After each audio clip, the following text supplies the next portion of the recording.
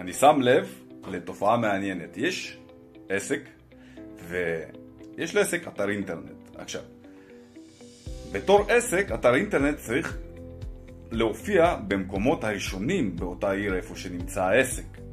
ומה שקורה, שבחיפוש פשוט, קליל, שאתה עושה באותה עיר, בעצם מילת מפתח, אתה מזין מילת מפתח בגוגל, ואתה שם לב שהעסק בכלל, אתה לא מוצא אותו לא בעמוד הראשון, לא בעמוד השני, ואתה יכול ללכת עוד רחוק.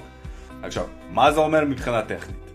מי שעושה את האתר אינטרנט, הוא השקיע בעיצוב, אבל לא השקיע בקידום אורגני. הוא לא שם את המילים שגוגל יודע לזהות, שאותו עסק נמצא באותו עיר, שוואלה, לקוחות שמחפשים אותו, הם פשוט לא ימצאו אותו, כי עסק לא מדבר באותה שפה עם גוגל. עכשיו, אם יש לכם עסק כזה, ואם יש לכם אתר אינטרנט כזה, ואתם רואים שאתם תקועים מבחינת מיקום בגוגל שלכם, באותה עיר שאתם נמצאים, לצורך העניין, נעליים בתל אביב, ואתם רואים שהאתר שלכם תקוע אי שם, רחוק, מוזמנים לפנות אליי, ולהתחיל מה שנקרא, להביא לקוחות פוטנציאליים חדשים. מי שמחפש, מוצא.